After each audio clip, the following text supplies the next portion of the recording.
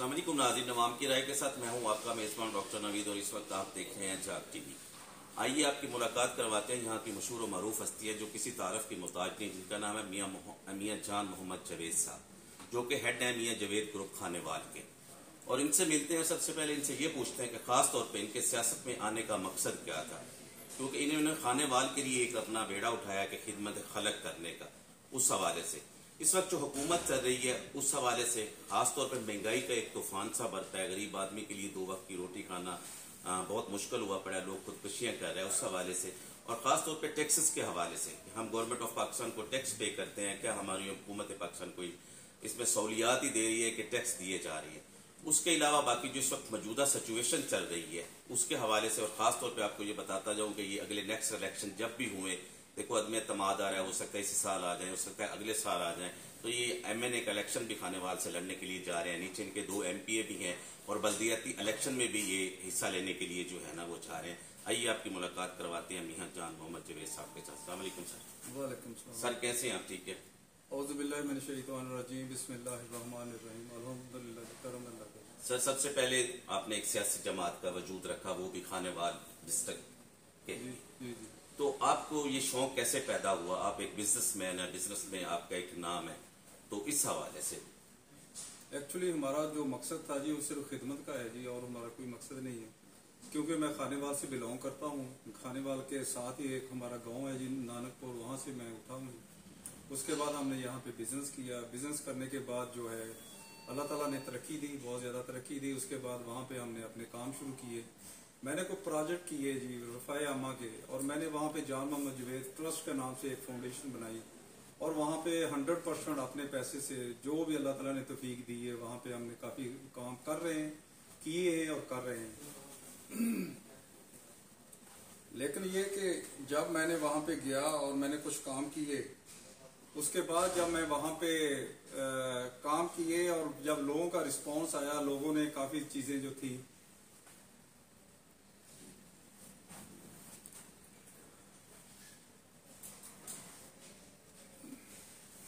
वहाँ पे जब काम किए थे, जो लोगों ने दोबारा मुझे कांटेक्ट किया और कहा कि हमारे ये मसले हैं, हमारे ये मसले हैं, ये मसले हैं। मसले क्या हैं जी? सारे बेसिक मसले हैं जी। कोई बच्चियों का स्कूल है, कोई बच्चों का स्कूल है, कोई मेरी बेटियों का स्कूल है, कोई बेटों का स्कूल है। कहीं पे वॉशरूम नहीं है, कहीं पे क्लासेस नहीं है, कहीं पे क्लास रूम नहीं है। अगर क्लास रूम है भी तो 150 बेटियां उसके अंदर पढ़ रही है। ये तो गवर्नमेंट ऑफ पाकिस्तान का काम है। सुन लेना, मेरी बात पूरी सुन लें। जब उन लोगों ने कहा, क्योंकि मैंने ये अभी भाई ने कहा कि वहाँ ये गवर्नमेंट ऑफ पाकिस्तान का काम है, गवर्नमेंट ऑफ पाकिस्तान अगर ये काम करती तो हमारे जैसे लोग इसमें ना आते। मैंने वहाँ पे एक कॉलेज हमारा था जहाँ पे मैंने FSC की थी। उस कॉलेज के अंदर प्रोफेसर जो हमारे थे, वो जो थे प्रोफेसर थे, या उसके जो डीन थे, या जो कॉलेज के प्रिंसिपल थे, वो मेरे पास आया कि हमारी MSc की क्लासें हो रही हैं और हमारे बच्चियां और बच्चे बाहर दरख्त के नीचे पढ़ रहे हैं। होता ये है कि जब गवर्नमेंट कोई स्कूल बनाती है, अपग्रेड करती है, तो जारी उसके साथ बिल्डिंग भी बननी चाहिए। बिल्डिंगें बनाती नहीं है, एग्जिस्टिंग बिल्डिंग में वो कहते हैं अच्छा जी इसी में अकोमोडेट करें। तो मैंने देखा कि जब मैंने विजिट किया तो मैंने देखा कि वहां पे जब हम आप देख लें 1976 या 77 के अंदर जब हम जिस लैब के अंदर केमिस्ट्री के और फिजिक्स के प्रैक्टिकल कर रहे थे, उसी के अंदर बच्चे और बच्चियां बैठे हुए पढ़ रहे हैं। तो हमने वहाँ पे एक ब्लॉक बनाया, अब्बा जी के नाम पे बनाया। फिर स्कूल था हमारे गांव का, वहाँ पे अपनी बेटियों के लिए जारी बात है, मेरे एज के होंगे, और वहाँ पे हमारी बच्चियां थी, मेरी बेटियां थी, और वहाँ पे उनका स्कूल नहीं था। बारिश होती थी स्कूल के अंदर, जब एक बारिश हो जाए तो 15 दिन वो स्कूल छुट्टी पे चला जाता था। वहाँ पे बनाया। तो आप कहते हैं ये काम तो सारे गवर्नमेंट का है। जब हमने ये किए, जब हमने देखा कि बहुत सारे लोगों ने मुझे कांटेक्ट किया कि हमारा ये मसला है, ये मसला है, ये मसला है, मैंने कहा देखें एक फर्दे वाहद कोई काम पूरा नहीं कर सकता। तो फिर मैंने सोचा कि स्टेट को अपने साथ लेकर आऊं, अपना भी काम करूं, जो अल्लाह ताला ने मुझे तौफीक दी है उससे भी काम करूं, और स्टेट को अपने साथ खड़ा करूं। स्टेट को खड़ा करने के लिए फिर जरूरी था कि किसी इलेक्शन में आऊं और वहां पे MNA बनूं। अगर लोगों ने मुझे वोट दिए, लोगों ने चाहा कि हाँ जी हमारे ये काम जो है होने चाहिए, तो स्टेट को मैंने इन्वॉल्व करने की कोशिश की है कि ताकि मैं आगे इलेक्शन में आऊं, स्टेट को कहूं कि ये खानेवाल जो शहर है یا خانیوال کا ایریا ہے یہ کوئی بیکورڈ بہت زیادہ بیکورڈ علاقہ بنا دیا ہے انہوں نے. یہ کوئی علاقہ غیر تو نہیں ہے. جو اس کا حصہ بنتا ہے وہ ہمیں وہاں ملے. اور وہاں پہ جو ہمارا کام ہے, سارے سڑکیں ہیں, اسکول ہیں, ہاسپٹل کے اندر حال یہ ہے کہ ایک بیڈ پر 3 مریض لیٹے ہوئے ہیں. گائنی میں نے ڈی سی صاحب کے, بہت اچھے ڈی سی صاحب ہیں, سلمان خان لودھی, ہم نے جا کر وزٹ کیا. گائنی کے اندر 3 بیچاری عورتیں لیٹی ہوئی ہیں, وہاں پہ کوئی کام نہیں ہو رہا. آپ کی بات 100% ٹھیک ہے, یہ تو گورنمنٹ کا کام ہے, لیکن گورنمنٹ سے کام کروانے کے لیے ہمارے ایم این اے ہوتے ہیں, ایم پی اے ہوتے ہیں. جب ہمارے M N A M P A efficient نہیں ہوں گے, نان ایفیشینٹ ہوں گے, تو کون کام کرائے گا؟ اسی لیے ہم الیکشن میں آئے ہیں صرف خدمت کے لیے, کہ ہم لوگوں کی خدمت کریں اور لوگوں کو بتا دیں کہ اگر کوئی اچھا کام کرنا چاہتا ہے تو انشاءاللہ اللہ تعالیٰ بھی مدد کرے. کوئی اچھا کام کرنا چاہتا ہے تو آپ تھوڑا سا کھڑے ہوں, لوگ آپ کا ساتھ دیں گے اور انشاءاللہ آپ اچھا کام کریں گے.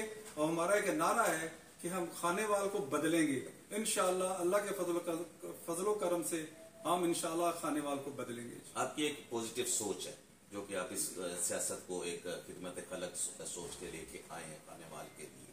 اکیلا آدمی تو کچھ بھی نہیں ہوتا, جیسے آپ نے کہا کہ اسٹیٹ جو ہے نا ہم اس کو ساتھ ملائیں گے, لیکن جب آدمی M P A M N A select ہو کے آ جاتا ہے اور وہ بعض اوقات اپوزیشن میں بھی چلا جاتا ہے, تو اس وقت اس کے جو فنڈز ہیں وہ گورنمنٹ آف پاکستان نہیں دیتی, اس میں آپ کیا کریں گے؟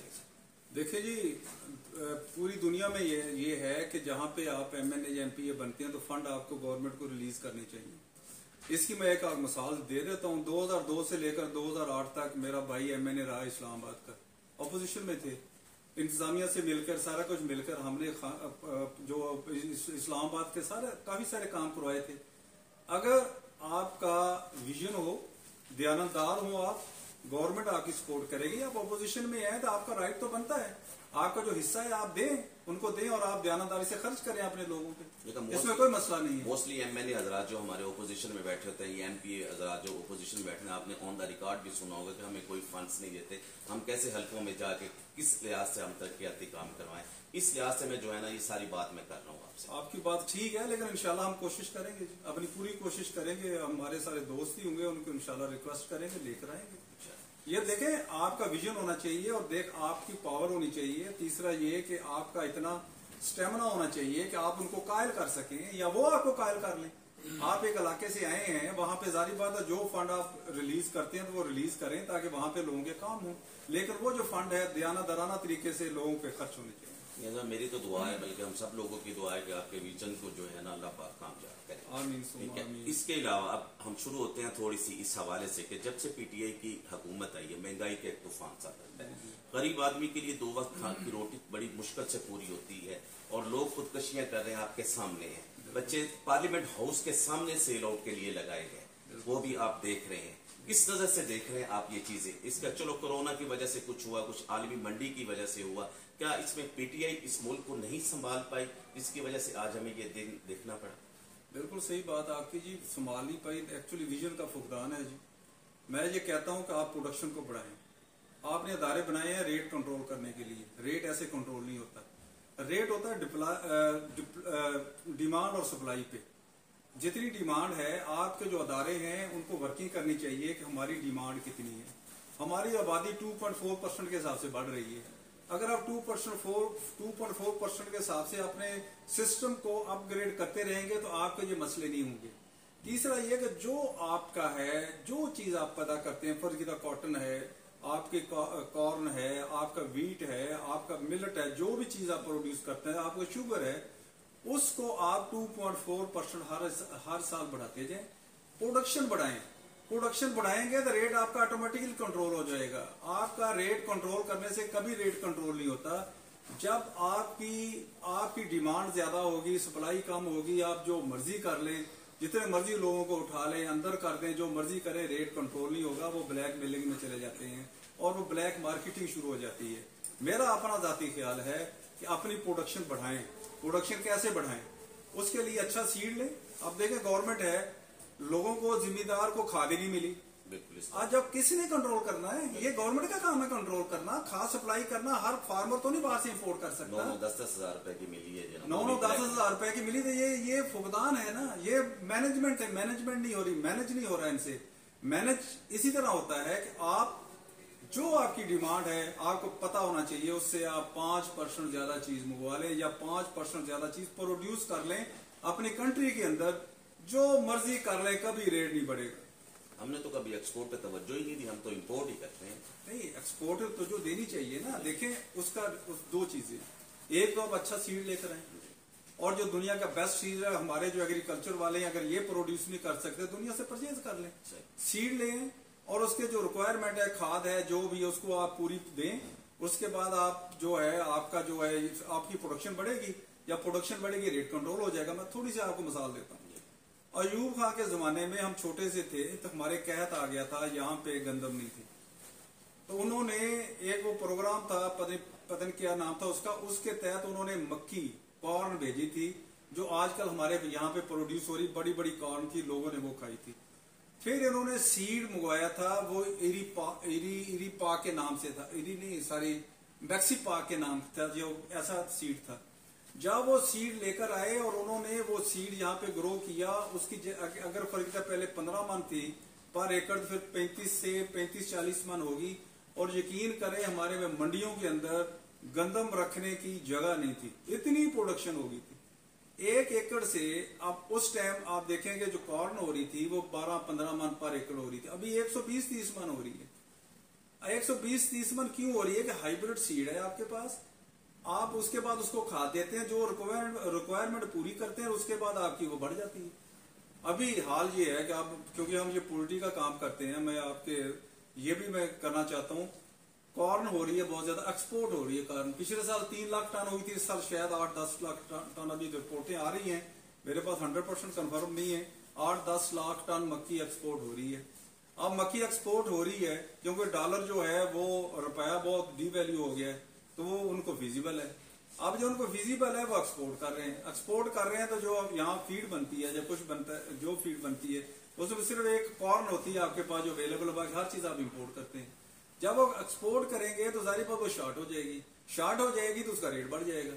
जब रेट बढ़ेगा तो जारी का लोगों ने जो है फीड बनाएंगे तो उसका रेट बढ़ जाएगा तो चिकन का रेट बढ़ जाएगा। मकसद कहने का ये है कि ये विजन नहीं है किसी चीज का, कि देखें अगर आप को प्रोडक्शन बढ़ाएं, डिमांड और सप्लाई के मुताबिक प्रोडक्शन कर दें, कभी आपका रेट नहीं बढ़ेगा। तो इस वक्त जो मौजूदा सिचुएशन चल रही है सर, खासतौर पे इस वक्त आप सियासी अपने खानेवाल में आपने बुनियाद एक रख दी है अपनी, तो अदम एतमाद के हवाले से तो किस नज़र से आप देख रहे हैं अपोजिशन का किरदार? खासतौर पे हमारी कॉन्फ्रेंस भी हो रही है 3 दिनों की, हमारे मेहमान भी आ रहे हैं 54 ममालिक में से, तकरीबन कोई 47-46 के करीब जो है ना मुसलमान ममालिक यहाँ पे आ रहे हैं। ये किस नज़र से आप देख रहे हैं? इस्लामिया फोबिया एक अक़वाम मुत्तहिदा में खान साहब ने पेश किया, जो कि वो पास हुआ बड़ा सारा, ये थोड़ा सा इसमें थोड़ा सा हमें बताइएगा। पहली बार OIC की मीटिंग हो रही है, यहाँ पे कोई ट्रबल क्रिएट नहीं करनी चाहिए। अच्छा, दूसरा जो लॉ है ना, रूल्स एंड रेगुलेशन के तहत हर लॉ जो आपका है उसको इम्प्लीमेंट होना चाहिए। अगर वो लॉ ये कहता है कि 14 दिन के अंदर आपने जो है असेंबली का बुलाना है, तो आपको बुलाना चाहिए।